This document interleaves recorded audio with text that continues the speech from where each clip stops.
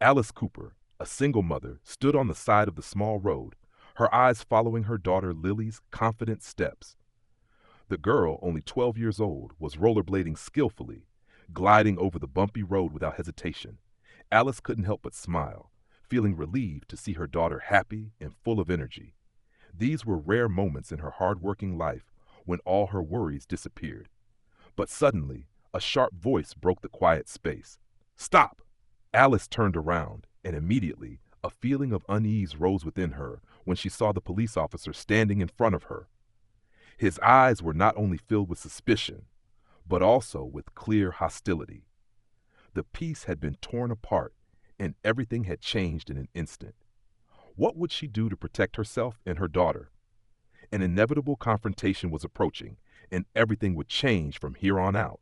The sun was setting behind the tall trees of Riverside Park, casting a soft glow over the grass like a gentle wave. Alice Cooper, a single mother, was standing on the side of a small path in the park, watching her daughter Lily, engrossed in her rollerblades. The girl, even at the age of 12, was already performing skillful tricks, gliding confidently over the bumpy road.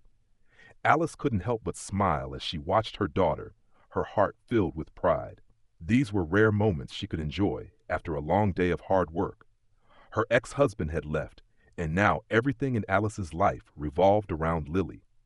Even though life was sometimes difficult, she always tried to keep things peaceful and happy for her daughter. "You did well, Lily," Alice called softly as the girl took a small jump on her rollerblades. Lily turned back, her eyes shining. "Thank you, Mom. You taught me a lot." These moments were truly precious to Alice. Every time she saw her daughter smile, she felt relieved, as if all the worries and hardships of life had disappeared. The two continued to play in the peaceful space of the park, the sound of roller skates gliding on the road, the leaves gently falling in the wind, and the happy laughter of other children playing nearby. Riverside Park was a place she often came to relax, and every time she was here, Alice felt like she was finding a little peace in the midst of the storms of life. But just a moment later, everything changed. "Stop!" A sharp voice suddenly rang out, causing Alice to turn around in surprise. It was a police officer, about 40 years old, walking quickly toward them. His figure was muscular, his eyes were sharp, and not at all friendly. Alice could feel the difference in the policeman's gaze. It wasn't the usual concern or scrutiny, but suspicion and hostility. The officer stopped in front of Alice, his eyes never leaving her. "I don't see how you guys have the right to play like this. What are you doing here?" Alice frowned slightly, feeling a little uncomfortable. She had never encountered a policeman in this park before, and his question was strange. "We're just playing," she replied, trying to keep her voice calm. Nothing wrong. But the policeman wasn't about to let her go so easily. He continued to observe, his eyes shifting to Lily, then back to Alice. "I don't like seeing people like you here," he said, his tone cold. "This is no place for people like you." Alice could feel the distinction in the policeman's words. It wasn't just a question, it was an invasion of her personal space. She knew that in his eyes, she and her daughter did not belong here. But Alice did not want her daughter to feel afraid, and even more so did not want to face discrimination. Lily stood behind her mother, her eyes wide open, looking at the policeman. She felt the tension rising, even though she did not understand everything. Alice decided not to answer immediately. She looked into the policeman's eyes, silent for a long time, clearly feeling the uneasiness rising in her heart. But she did not want to show her anxiety in front of Lily. "We just want to play a little longer," Alice replied, her voice still patient. The police officer did not respond, but only continued to look at her. Alice's breathing could be heard clearly in that quiet space. Everyone around seemed to have started to pay attention, but no one dared to speak up. Alice felt the threat in the air. She stood firm, not taking a step back.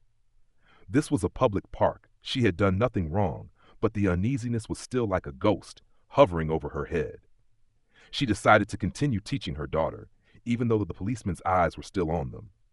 Alice didn't want to show fear, but inside her heart, things began to change.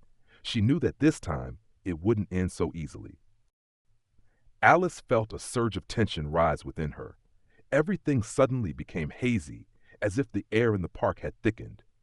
She had lived long enough to know when a situation could escalate, and she sensed that today things would not end as gently as she had hoped. The police officer was still standing there, his eyes never leaving her, as if waiting for a response. Alice knew that he did not simply want them to leave. He wanted to control the situation, to make her feel afraid and submissive. But Alice was not the type to give in easily. Lily stood behind her, eyes wide, sensing the change in the atmosphere. She knew that something was wrong. Alice could sense her daughter's fear, and it made her even more determined to keep her composure. "We'll leave when we feel we're done," Alice said, her voice calm but firm. The police officer didn't answer immediately, but stepped closer. His heavy steps echoed on the cobblestones. Alice remained where she was, but the feeling in her heart grew little by little. She felt the police officer's gaze like a sharp knife, waiting to cut through her patience. The crowd around her began to pay more attention, but they remained silent, as if not daring to speak. Alice didn't want to create a big conflict, but she also couldn't let her daughter witness her mother being insulted. She took a deep breath, regaining her composure. "Officer, I didn't do anything wrong," Alice said, her voice clear but firm. "We were just enjoying a peaceful afternoon." The police officer stopped right in front of her, his eyes now filled with not only suspicion but also anger. "I told you to leave now. If you don't leave, I'll take other measures." Lily looked up at her mother, a hint of fear in her eyes. Alice turned back to look at her daughter, her face determined, but knowing deep down that this situation could get out of hand. Alice didn't say anything more. She just stood straight, her hand on Lily's shoulder, protecting her daughter as best she could. But when the officer took another step forward, a pang of fear shot through Alice's heart. The crowd around her began to gather, but no one intervened. They just stood there watching, some secretly filming videos, curious eyes staring at what was happening. Suddenly, the police officer reached out as if to grab Alice and drag her away. It was the decisive moment. Alice felt the threat right next to her, and in that moment, all her patience melted away. She couldn't hesitate. With all the strength and self-defense she had trained over the years, Alice reached out and pushed the police officer's hand away from her. Her movements were lightning fast, but decisive. She would not allow anyone, not even an officer, to invade her and her daughter's space. The police officer, surprised by this strong resistance, took a step back. But he did not stop. His eyes flashed with extreme anger, and in just a moment, he swung his hand and slapped Alice hard across the face. Alice felt dizzy, and a sharp pain ran from her cheek to her neck. But immediately, all the pain was replaced by anger and determination. She could not let herself be defeated, especially in front of Lily. She quickly regained her footing, her body tensed. Alice swung her hand to counterattack, grabbing the officer's wrist, turning around, and using all her strength to push him back. A strong push caused the officer to stumble backward, losing his balance and almost collapsing to the ground. Everything around seemed to slow down. The tension in the park exploded. The crowd around her started to get noisy, some people shouting, some criticizing, and some taking out their phones to film the incident. Alice could feel the eyes of the crowd. They were staring at her, some sympathetic, while others were just standing there, indifferent. Lily stood behind, her eyes filled with worry. She couldn't understand what was happening, but she could feel that the situation was getting out of control. Alice couldn't stand still. She knew she had to protect Lily and stand up to prevent this injustice from taking over. She couldn't let her daughter feel like she was weak. People around her had started filming, and if she didn't act, this incident would quickly be distorted. Alice continued to stand her ground, challenging the police officer in front of her. "Don't think I'm going to leave like this," she shouted, not only to the police officer but also to herself. The scene in the park was now unfolding like a tense confrontation between two worlds. The surrounding crowd was growing larger, each with their own perspective, but no one seemed to dare to intervene. The police officer, still maintaining his aggressive attitude, took a long step toward Alice. The people standing around began to whisper, but no one dared to speak out too clearly. Every second that passed could be a crucial turning point in this situation. With an expression that could not hide his anger, The police officer prepared to approach Alice, his hand outstretched, this time not to criticize, but to use force. He was advancing, and it was clear that this time he would not stop with just threats. But just as he was about to make a move, a cold and clear voice rang out from the crowd. "Stop right there!" Everyone turned to look. A tall man, in his early 30s, stepped out from the crowd. He was wearing a long coat with a sturdy build and a confident demeanor, standing unhesitatingly between Alice and the police officer. "What is he doing?" the man asked, his voice filled with criticism and determination. The police officer stopped, looking at the man suspiciously. He did not know this person, but clearly the appearance of this man had created a clear change in the atmosphere. All eyes were now on the two men opposite. "She did nothing wrong, and I advise you not to continue acting like that," the man continued, his eyes sharp and determined.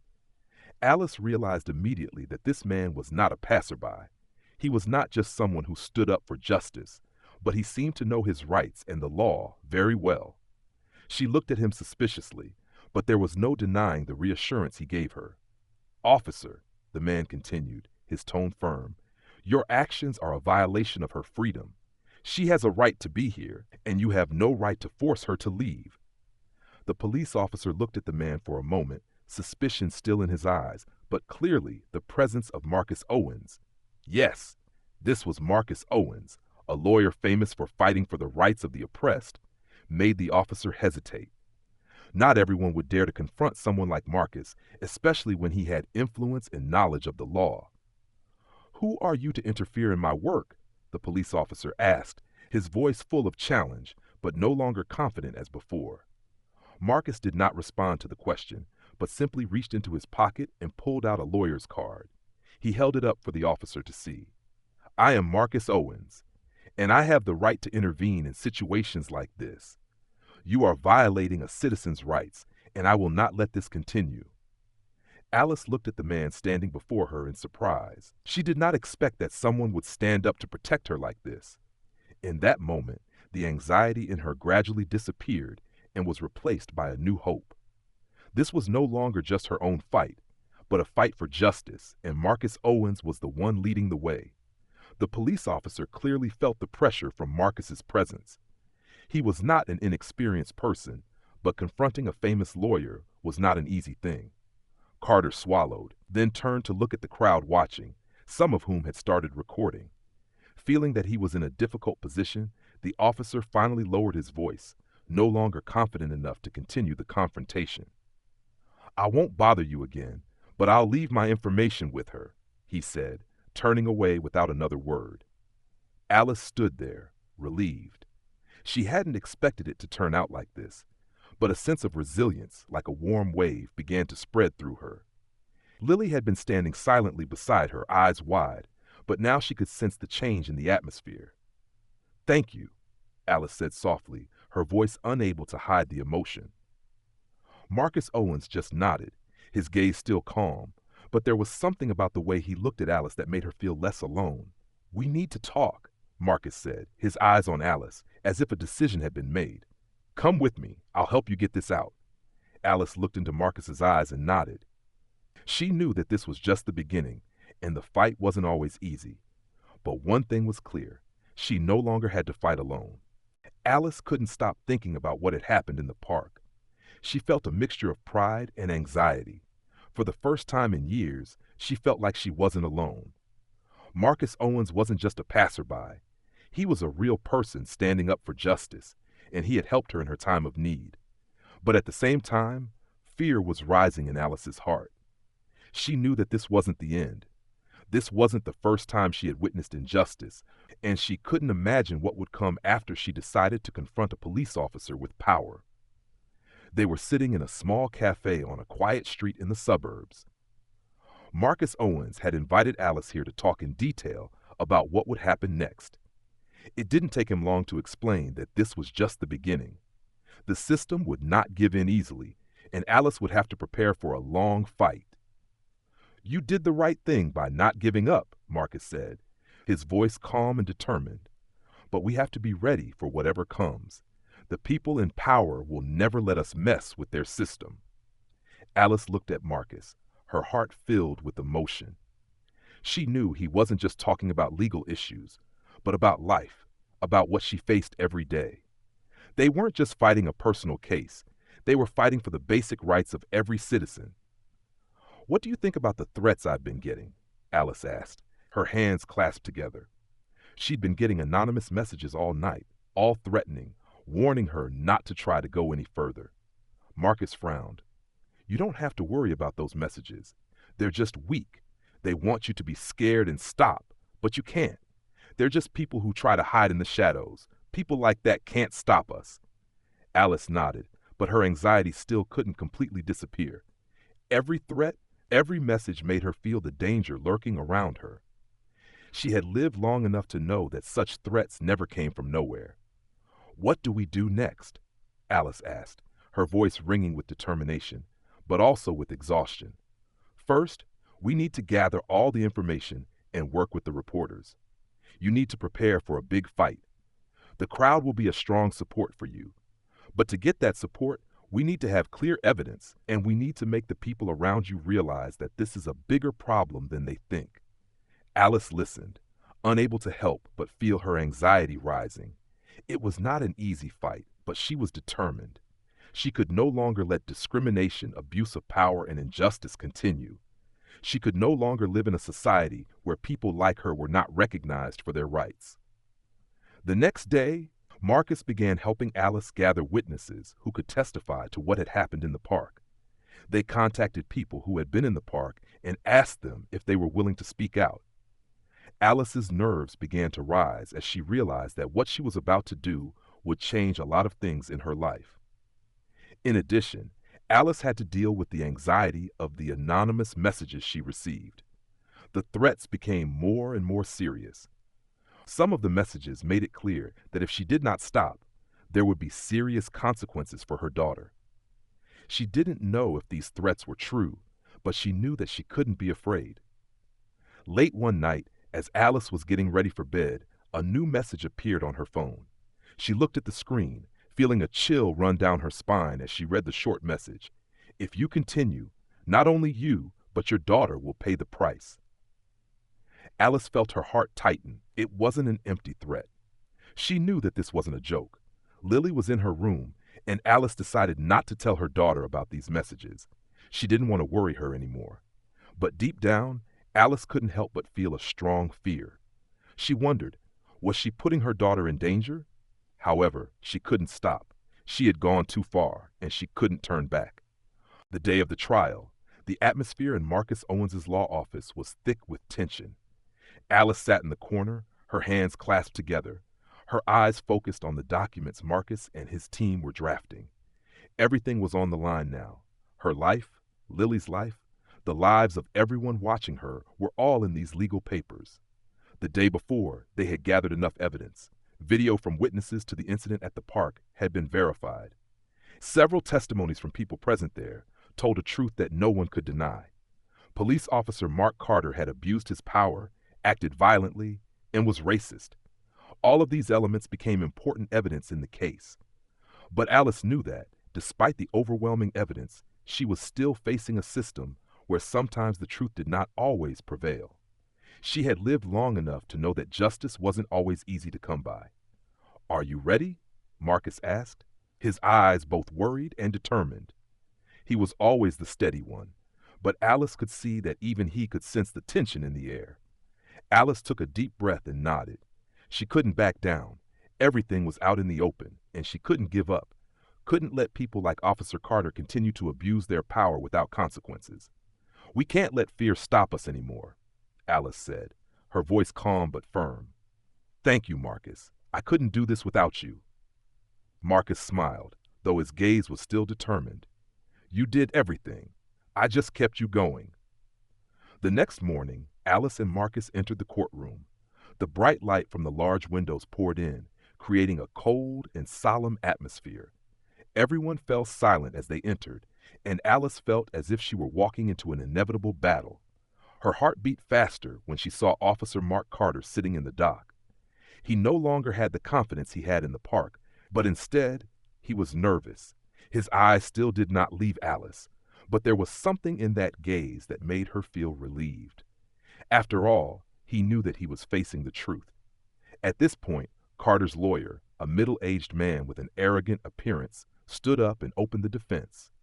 Your Honor, we would like to state that Officer Carter was only acting in the interest of public order. His actions were reasonable and necessary under the circumstances, he began, his voice full of confidence.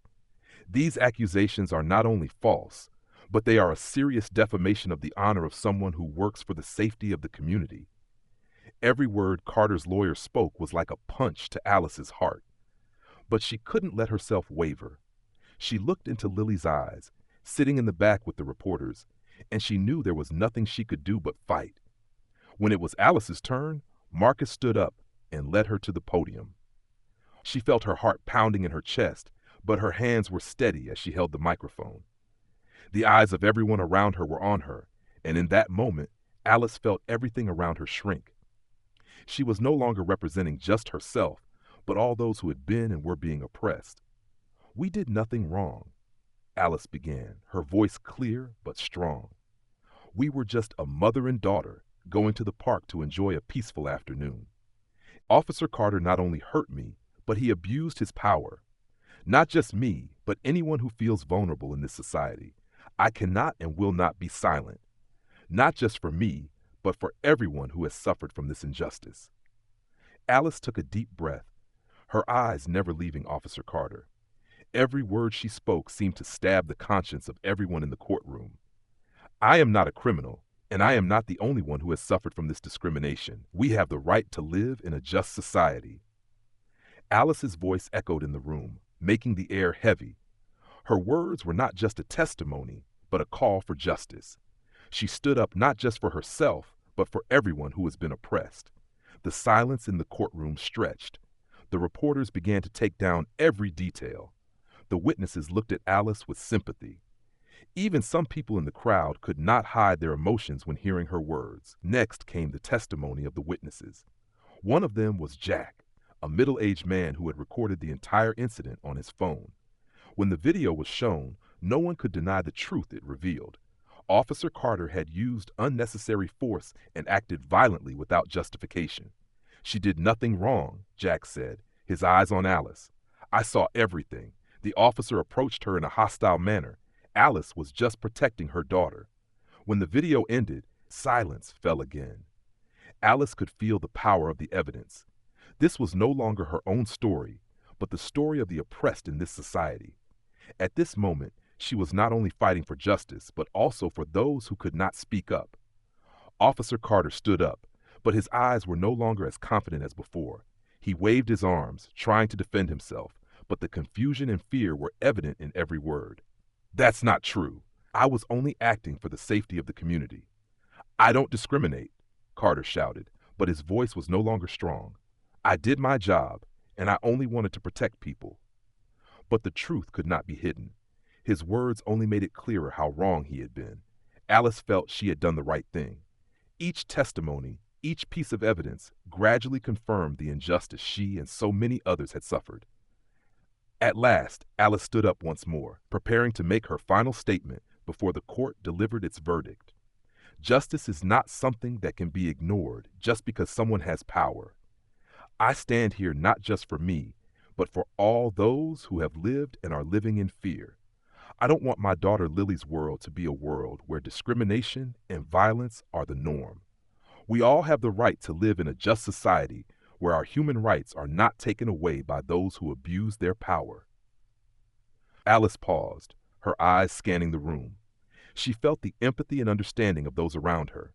This was no longer just her fight. This was the fight of everyone who had suffered injustice and discrimination. Therefore, I asked the court to not only deal with Officer Carter's actions, but also confront the system that created these situations. For truth, for justice. Alice turned, looking at Carter one last time, a look of determination and pride. This was not the end. This was only the beginning. The trial ended in a tense silence. Alice and Marcus walked out of the courtroom, their hearts heavy. They both knew that everything could not be decided immediately, but the fight Alice had just gone through had left a deep mark on her. Although the outcome of the trial was unclear, she had proven one important thing. She was not only fighting for herself, but for all those who were oppressed. After leaving the court, Alice and Marcus went to a nearby cafe where they often met to discuss strategies. In the tense atmosphere, both were silent for a long time, each lost in their own thoughts. It was Marcus who spoke first. "You did a great job, Alice. Not just your testimony, but also the way you stood firm throughout this fight. No matter what, you've made many people rethink justice and human rights." Alice looked out the window, where the sunlight was fading, turning the sky a pale yellow. She felt a sense of exhaustion wash over her, but something new and stronger inside her. She couldn't quite put her feelings into words, but one thing was clear. She was no longer just a single mother, but a symbol of struggle. "Thank you, Marcus," Alice said, her voice soft but filled with gratitude. "You've done so much for me, but I know this fight isn't over. The truth is still at stake, and those in power won't back down easily." Marcus nodded, his smile soft but knowing. "There's still a lot of work to do. This is just part of a long journey, but I believe you can do it." In the days following the trial, Alice received an outpouring of support from the community. Reporters who had been following the case from the beginning began to report more widely on the injustice she had suffered. Articles, interviews, and protests for justice began to appear in the media. Alice was not just a victim of this case. She became a symbol of resilience and a powerful fight against racism and abuse of power. Lily, her daughter, also began to change. She was no longer afraid and gradually understood the meaning of what her mother was doing. One day, when Alice returned from an interview, Lily ran out to greet her, her eyes shining with new faith. "My daughter, you understand," Alice smiled, hugging her daughter. "Mommy didn't do it all for herself. She did it for us and for all those who couldn't speak up." Lily nodded, her eyes filled with pride. "You are the bravest person I know. I am proud of you." Alice felt an indescribable feeling fill her heart. She had done the right thing. She was not only protecting her daughter, but also passing on to her the strength to fight for justice. Alice began to plan the next step in her life. She knew that her fight would not end here. She wanted to help others who might not have had the opportunity to fight as she had. She decided to start a nonprofit organization that would help oppressed people, those who had suffered from racial discrimination and administrative violence. This organization would be a place where people could find support, protection, and justice. "This is our future," Alice said as they began to hold their first meetings with like-minded people. "Not just to fight for cases like mine, but to create a community where everyone has the right to live with dignity and justice." A month after the trial, Alice received the official notice from the court of the verdict. Both she and Marcus could not hide their excitement as they opened the letter. The words on the white paper were an important statement, not only for Alice's life, but also for the wider community. By unanimous consent of the jury, the court finds Officer Mark Carter guilty of abuse of power and racial discrimination. Severe disciplinary measures are recommended for this behavior. When Alice finished reading, she felt a wave of relief and emotion flood her heart. She could not contain her emotions, tears falling. This was not just a victory for herself, but a victory for all oppressed people. Marcus and Alice both stood up, unable to hide their joy. "You did it," Marcus said, his voice full of pride. Alice smiled, her eyes sparkling. "We did it." After winning the trial, Alice became a symbol of justice and resilience. Her organization attracted attention from many social groups, and she began to receive invitations to speak at major conferences and events. People who had lived in fear of discrimination and administrative violence began to seek her out, thanks to the support and justice she had found. "We should never give up hope," Alice said in a speech to thousands of people. "Justice is not an easy gift to obtain, but when we unite, when we stand up, we can change the world." Today, I stand here not just for myself, but for all those who have no voice. We will continue to fight, not only for our rights, but also for the rights of the weak. Alice's every word was met with loud applause and cheers from the crowd. A wave of hope spread through the community. The fight is not over, but Alice knows that every step she takes leads to a brighter future, a future where justice will not be just a distant concept.